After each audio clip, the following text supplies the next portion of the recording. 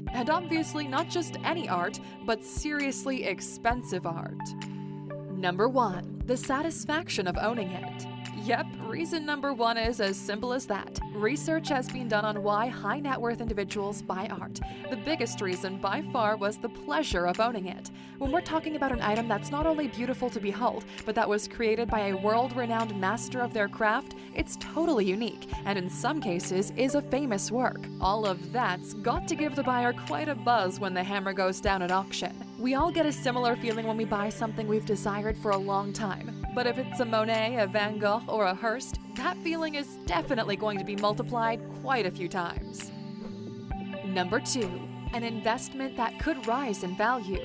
This comes up as the second biggest reason for buying art, but let's be clear, a distant second. When the super rich are asked why they buy art, investment is only given as a motivating factor in around 10% of cases. It's true that art has been fetching higher and higher prices at auction over the last 50 years. The record prices high-profile pieces keep going for are rising, way above inflation. In fact, sales in the global art market brought in over $67 billion in 2018. But that's partly down to a bigger base of super rich collectors than before. But keep in mind, this is only true of art on the high end.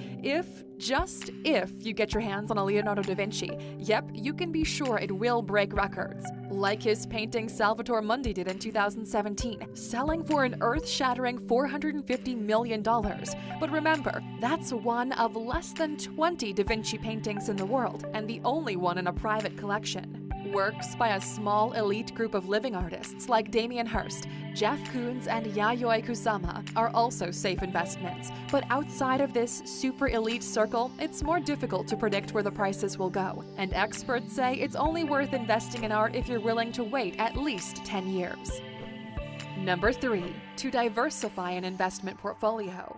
We've said that art's only likely to gain value if it's already high value, and that it's pretty risky. That means it can make sense to invest in some art to diversify your investments. That is, if you've got a huge, extremely high-value portfolio and you'd like to make art a small part of it. Whatever the value of your investments is, a key rule is to have variety. If you've just got stocks, a base of safe ones and a few high-risk ones.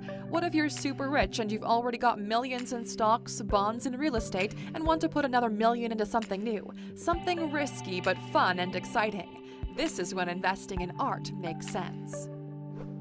Number 4. If you're rich and glamorous, it's part of the lifestyle.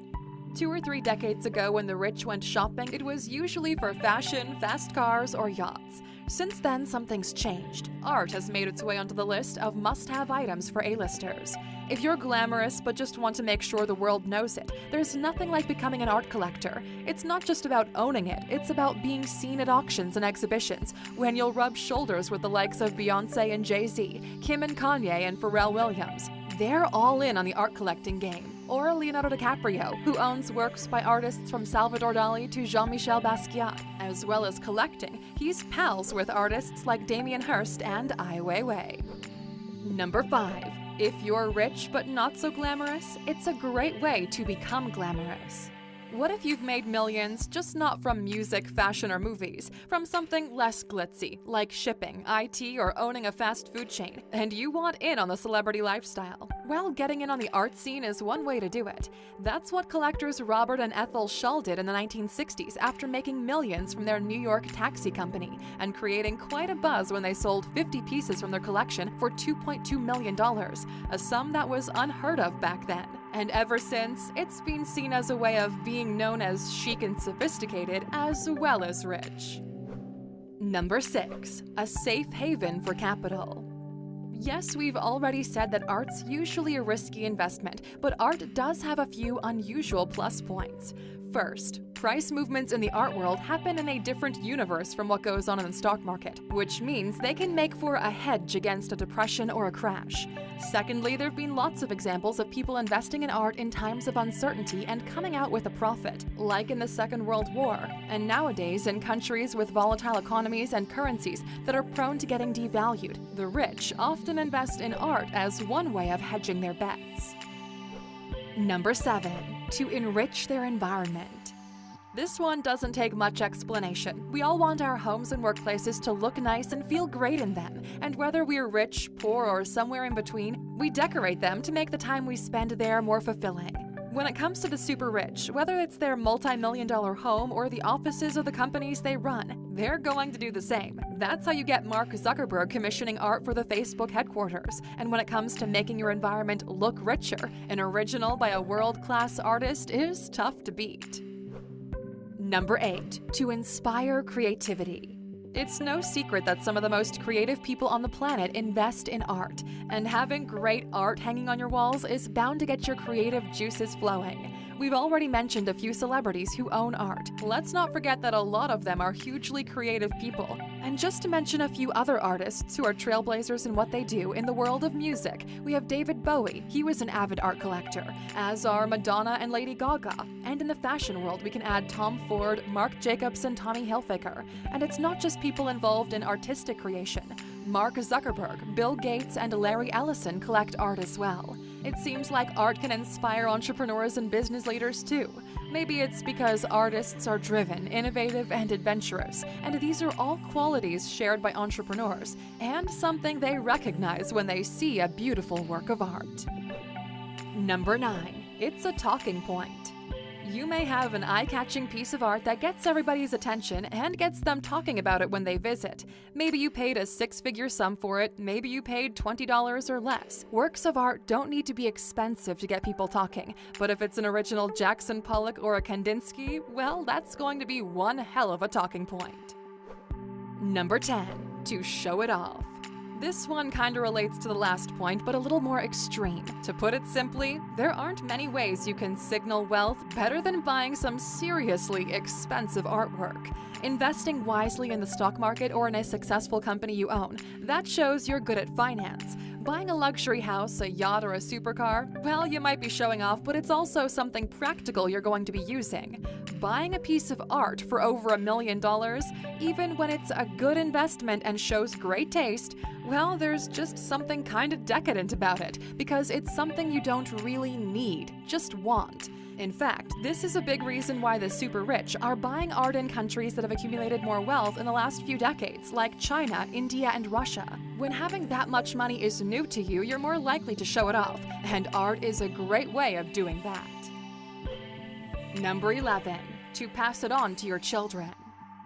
Research that looks into why the rich buy art points to this as another reason. The feeling that you're buying something of value that's going to last longer than you are. A legacy you can pass on to your children. But that research also states that perhaps it isn't such a great idea, because children who inherit expensive works of art are more likely to sell them than keep them. This shouldn't come as much of a surprise, not just because it's common for parents and children to have different tastes, but also because the temptation to sell the painting mom and dad used to love for a six-figure sum is kinda hard to resist for some people.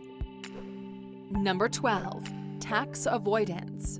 In a lot of countries, including the USA, tax laws work in a way that favors you if you regularly buy high-value art. Specifically, if you sell a painting and put the money in the bank, you'll have to pay capital gains tax on it. But sell a painting and put the money into another painting, that's a pretty neat way around paying those taxes. Number 13. To increase the value of property. If you own a luxury home that you're renting to seriously wealthy tenants with taste, one way to raise the rent even higher is by hanging some expensive art on the walls. It's not just that it increases the value of the property. In some super exclusive circles, it's even expected for the art to cost as much as a regular house. And a cheap print of Van Gogh's Starry Night or Klimt's The Kiss really isn't gonna cut it. And the same goes for extremely high-end hotels. A case in point is the Empathy Suite at the Palms Casino Resort, Las Vegas. Damien Hirst was hired to supply the art for the super luxury suite, including 2 sharks suspended in formaldehyde, and renting it for a night costs $100,000. We're sure it would still be pricey without Hirst's artistic touches, just not quite as pricey. Number 14. To set up art galleries. All over the world, the super rich love to buy art and display it in galleries they founded and sometimes put their names to. Think of some of the most famous galleries in the world, like the Guggenheim or the J. Paul Getty. The founders of these museums didn't make their fortunes in art. Solomon Guggenheim made his name in mining, John Paul Getty in oil. Once they became rich, they got seriously into art. And in some cases, there are very specific benefits of founding art galleries, where self-interest plays a big part. For example, in China, when the super rich set up an art gallery, it's often because it's a tried and tested way of getting approval for real estate deals. Number 15. Pride in your culture. In the last 2 decades, the number of expensive works of art from China and Africa in particular have grown hugely, especially among buyers from those regions, which means that when you become rich, it's normal that you'll want to buy expensive art that makes you proud of where you're from. And having a love of art from your culture isn't just limited to country lines. Earlier, we mentioned Beyoncé. She's a big collector of African-American artists whose work reflects the African-American experience, like Carrie James Marshall, Kara Walker, and David Hammond, which again proves the love of culture you're from is a big motivation for buying art. Which brings us to today's question, Alexers. If you were given $1 million to spend on art, what kind of art would you spend it on? Let us know in the comments.